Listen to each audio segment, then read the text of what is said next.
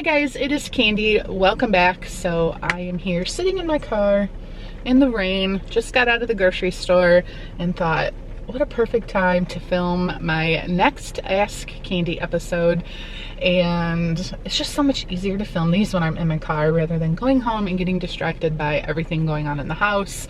So I actually was looking at questions that I believe some of these were left over from before my last episode of Ask Candi, and I only have 4 of them today, but they're 4 really good ones.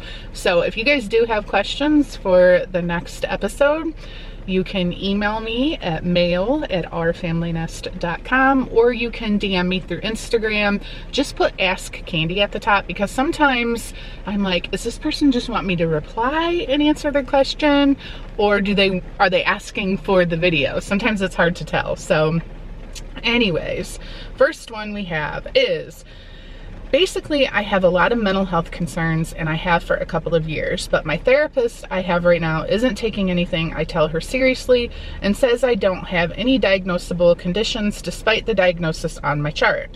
I really like her and we have a good therapeutic relationship other than this, and I really trust her. Should I bring this up to her? I suppose I don't have an actual question, but just wondering what I should do. Personally, this is a tough one, because you say you like your therapist, but yet she's kind of not saying what you want to hear. And you guys know many times whenever we talk about therapists on this channel, I always tell you guys, if you're not like 100% confident that you are with the right therapist for you, find a new therapist, because there are definitely, I don't want to say bad therapists, because they're not bad by any means, but not every therapist is going to be the right therapist for you. So I would say you almost kind of answered your own question. I would say either 1, you need to talk to her about it, bring up your concerns because they're valid concerns. 2, I would say don't concentrate so much on a diagnosable condition, because a diagnosis really at the end of the day doesn't matter. Whether if she says you have depression or you have anxiety, let's work on those things. Giving you those diagnoses really doesn't matter as much as when you go to therapy. Are you having conversations? Is she giving you the tools that when you leave that therapy appointment, that you can use them in your day-to-day life to make you feel better, to make you feel confident moving forward? I don't really think you should worry so much about that, the diagnosis. I also feel like a good therapist, if you did voice your concerns to her and say, I don't know if I'm getting from these sessions exactly what I need, I don't know if I should try going to another therapist, like he or she should not be offended. Like he or she should want, at the end of the day, what's best for you and your well-being and your mental health. So I think that's it. I think that's all my thoughts on that subject. I really think that therapy's not cheap, whether you're paying for it or your insurance is paying for it or you have co-pays or whatever. I personally would never go to a therapist that I wasn't getting 100% a good feeling from. Kind of same with a physician. I had gone to a physician a couple years back and I did not like the way I felt when I left her office. For that reason, I'm getting established with a new doctor. An appointment in 2 weeks. Like, it's our choice, our bodies, our minds, our health. Go with what feels right to you. Don't be pressured into feeling like, well, I've been seeing him or her for X amount of months, I feel bad leaving. I wouldn't do that if I were you. So I hope that helps you, and good luck. All right, next question. This one's really good. Hey Candi, my name, oh, I'm not gonna say her name, sorry. I don't know if she wants me to say her name, but I do these anonymous. I've watched you guys from the beginning and I need your advice. I have 14 and 15-year-old daughters who will turn 15 and 16 in October. My oldest is very involved with friends and is wanting to start riding in cars with a friend driving. Let me say that I trust her 1000% and I trust her friends, but I am worried she will get in a car accident. At what age did you let your kids go off with friends in the car? Is saying no being too overprotective? Thank you. Oh my gosh.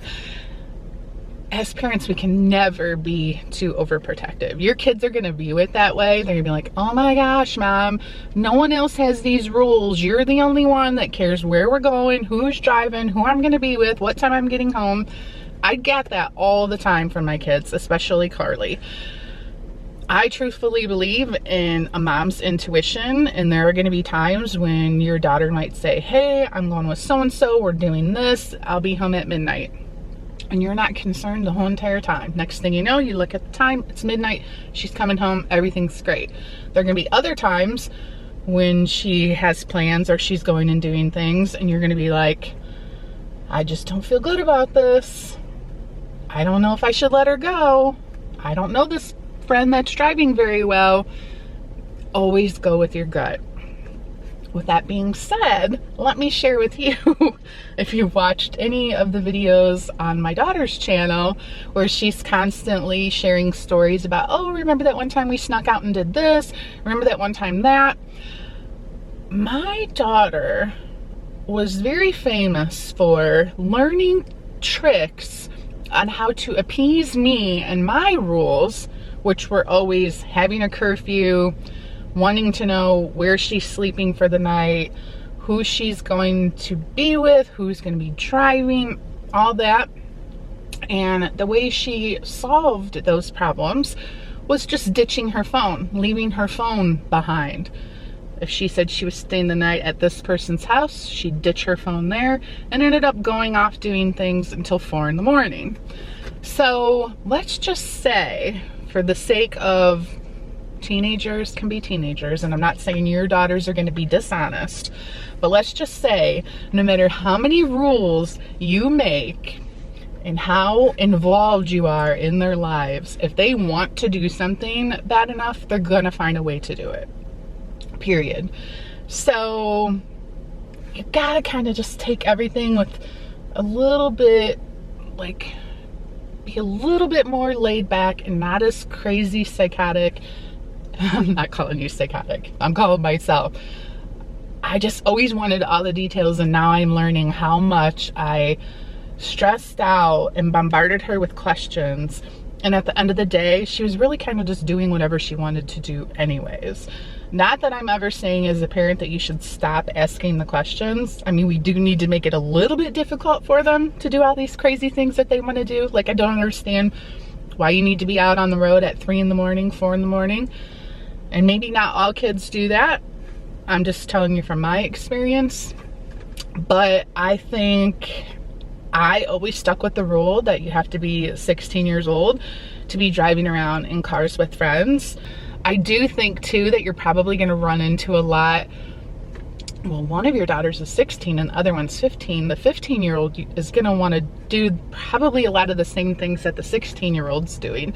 Are you going to kind of let that daughter do things earlier? Because, you know what I'm getting at? I feel like if that were me, probably. If Carly would have had a sister who's a year younger than her and she's like, hey, all of us are going here, we're going to the movies, we're gonna stop and get Chipotle, and younger sis wants to come too at 15 years old, and it's my friend so-and-so who's gonna be driving. I feel like if you're gonna let the older daughter go and she's okay, like if your daughters have that good of a relationship, if she's okay, I would probably let them both go. So that's kind of bending the rule for the younger kid, but that's probably how I would approach it. And I love that you say you 1000% trust your kids, because I always felt the same way with mine. And even though Carly went off and did these things, it's all the same stuff that I did when I was younger too. We didn't have to leave phones behind because there were no way to track your kids. There were plenty of times that I said I was staying the night at my friend Cindy's house and we were at parties and coming home later than we were supposed to. And I'm sure my mom sat at home and stressed out about whether or not I was back at her house safely or not. It's almost like phones make it even harder on us parents because we can track them and whatever. And I guess maybe it's just making it a little bit more difficult for the kids. They have to be a little bit more creative in finding ways to go do these things so mom and dad don't find out. Like Ken and I have always gone by the theory, as long as our kids were hanging out with other kids that we thought were like good kids for the most part, you're not out, I was gonna say breaking the law, but clearly underage drinking is breaking the law. They're not out stealing stuff, they're not hurting other people, they're not vandalizing anything, setting things on fire, that kind of stuff, which sounds ridiculous, but I feel like as long as they're just being normal teenagers, I would continue to trust them. And as long as you know who's going to be driving and who they're going to be with, and your kids are forthcoming with answering the questions of who are you going to be with, what time are you going to be home, blah blah blah, are there going to be parents there, all that kind of stuff, keep trusting them until they give you a reason not to trust them. Maybe it's better that there's only 4 questions because I clearly talk way too long. Hi Candi, I would like advice on how to cope with losing my dad since he passed away last October. I feel like I have my good days and my very bad days. I feel like losing a parent feels worse than losing a grandparent or a sibling. It is really hard losing a parent, and I'm so sorry for your loss. I definitely think that it's okay that you have good days and bad days. I mean, I would like to say that as time goes on, it does get a little bit easier, but then I feel like when you have those moments where you have like a really bad day, sometimes those bad days are like even worse than in the beginning because it's like kind of all bottled up and then it just hits you at once.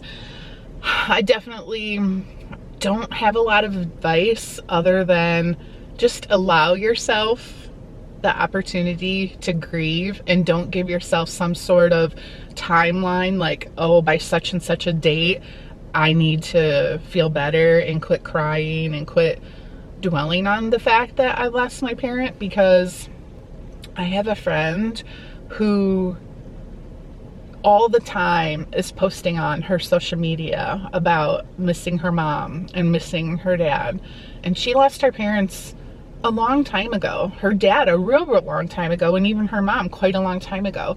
And it's clear to me that she's one of those people that just really thinks about her mom and her dad every single day and is still grieving and emotional about the fact that she no longer has her parents in her life. And I think that's okay. I think you can be someone like her, or you can be on the far end where you think about them on their birthday, in the holidays, and just when certain things happen and it makes you miss them extra more. Like, there's no right or wrong answer. Like, nobody goes to a therapist and starts crying and says, I just can't get over the fact that my dad passed away last year. It's been 6 months and I still can't stop crying. That therapist isn't going to say, well, gosh, honey, 6 months, what are you waiting for? Like, get on with your life. They may give you tools on like how to better cope with those moments of grief, but essentially at the end of the day, grief is okay. Crying is okay. To me, I love a good cry. I cry at sometimes the dumbest stuff, but then other times something really just hits me hard and I just cry it out and I feel like it feels better. So other than just allowing yourself the freedom of being emotional, I don't care if it's on a daily basis, you're allowed to have that. And then also too, maybe finding like friends or relatives who maybe have lost someone as well, because I feel like they'll be able to relate to it a little bit more, and have moments where you go to lunch or you're texting or calling, however you want to communicate, and reminisce with each other. Like, oh, I remember when my dad used to do this, and you know, I don't know, like have that outlet where that person allows you to keep their memory alive. Like, the more you talk about the person, it feels better. I personally am the other end of it, where sometimes things will happen throughout the day and Ken will say, oh, remember your dad, this, blah, blah, blah. I prefer not to talk about it, and that's okay too. So you got to kind of figure what works better for you. I guess I'm more of like shove the feelings down deeper because I don't want to get all emotional in that moment. I like to deal with my sense of loss and sadness more privately, I guess. So any way you want to deal with it, there's no right or wrong answer, and there's no timeline either. All right, fourth question and last question. Any advice on how to get over your first love? I know you've answered questions similar before, but I feel like the first love is different. It was a really toxic situation and I'm happy to be out, but still find myself clinging. I know the best thing to do is focus on me and what I like to do. It's just so hard when so many things remind me of him. Hope you're having a lovely day. Well, thank you. The thing about first love is romance books, romance movies, all the stuff that's put out there that we consume teaches us to believe that there's nothing better than your first love. And I say that's garbage. Like, I get it. You have this person who you have many, many firsts with. But I always look at it as like, those were practice relationships. Like, I look at my first marriage, okay, and it's really easy when you're feeling sad about the loss of a relationship to only really focus on the good stuff. That's what makes you emotional. That's what makes you cry. That's what makes you miss that relationship.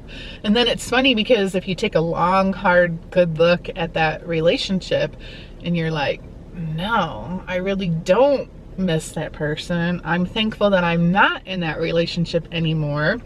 And why is that?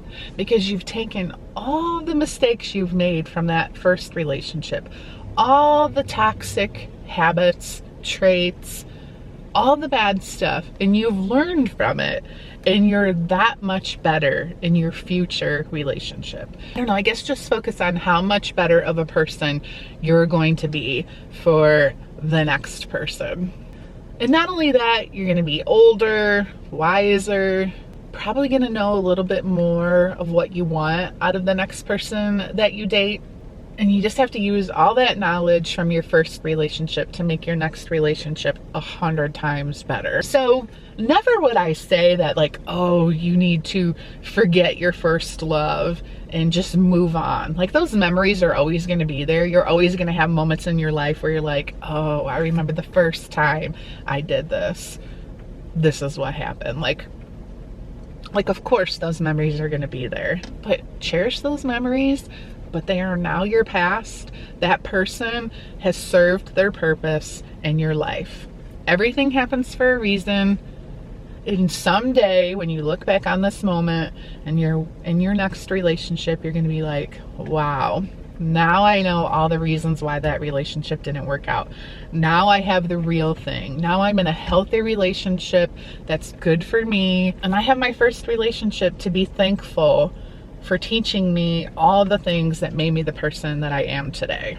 And that's it. And honestly, as time goes on, the memories will be fewer and far between, and you'll almost get to the point where it's like, was that even real?